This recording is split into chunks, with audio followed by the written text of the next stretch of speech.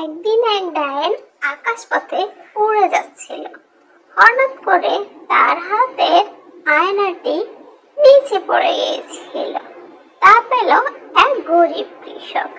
তখন গরিব কৃষক আয়নাটাকে হাতে নিয়ে অবাক হয়ে গেল, জানি এটা কি জিনিস। হঠাৎ করে আয়নার মধ্যে যখন নিজের মুখ দেখলো, তখন সে বলে উঠল, বাপজান, আরে বাপজান, হ্যাঁ এই তো দেখি আমার বাপজান। এতদিন পরে আমার কথা মনে পড়লো বাপজান। এতদিন পরে তুমি আমার খেতে মাঝে আমার দেখতে আইসো বাপজান। তোমারে পাইয়া যে আমি কত খুশি বাপজান। কিছু বলো না কেন, রাগ করছো বাপজান? রাগ করিও না। দেখো তোমারে আমি আমার ক্ষেতের ফসল দেখায় কত ভালো ফসল ফলছে বাপজান। তোমারে আমি পাইছি আর আমার থেকে কখনো আলাদা করতে দেব না বাপজান। চলো তোমারে আমি বাড়ি নিয়ে যাই বাপজান। দেখো এইটা হইলো আমার বাড়ি, কত সুন্দর একখানে বাড়ি করছি বাপজান। তুমি চুপচাপ থাইকো, তোমার বৌমারে আমি এখন তোমার দেখাবো না। আবার তোমারে দেখলে ভয় পাইয়া যাইব, লোকজনরা সব বলে ফেলবো তোমারে যে কই রাখি বাপজান। এই ধানের গোলার মধ্যে তুমি লুকাইয়া থাকো। তোমার বউ তো এখানে আছে না, আমি সব কাজ কাম করি ভাবছেন। তুমি সাবধানে এখানে লুকাইয়া থাকো, আমি কাজের ফাঁকে ফাঁকে তোমার সাথে এসে দেখা করে যাও। তুমি দেখো আবার রাগটা করিও না।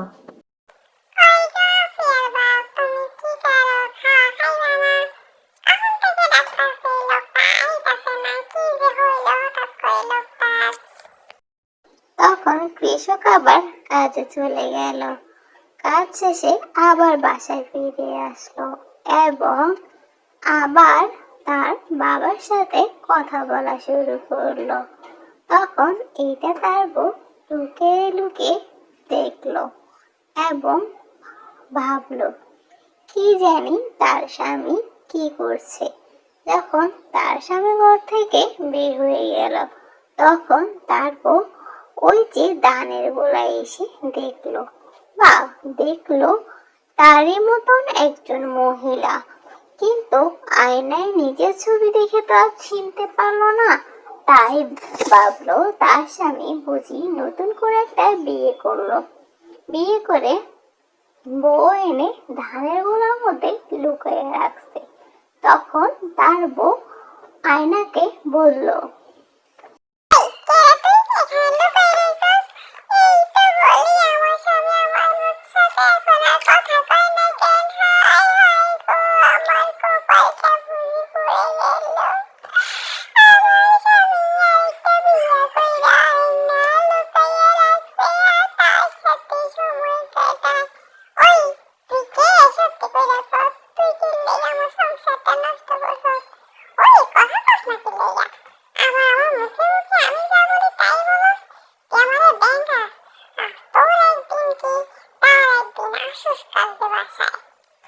হঠাৎ করে চাষি আবার ভিতরে ঢুকলো আর বলে উঠলো, এই তুই আমার বাপজানরা দৌড়ে খেললে গা। তখন চাষি বউ বলল,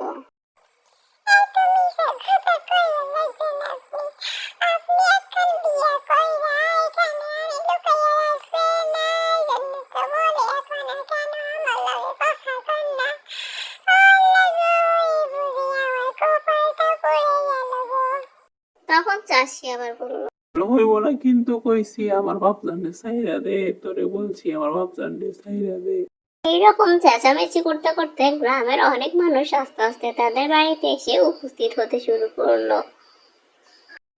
ওই গ্রাম দিয়ে এক বিদেশি ব্যক্তি যাচ্ছিল, তার কানেও এই খবর গেল এবং সে আজব জিনিসটা দেখার জন্য তাদের বাড়িতে এলো এবং দেখে তার মুখ দেখে বলল, এটা তো আয়না।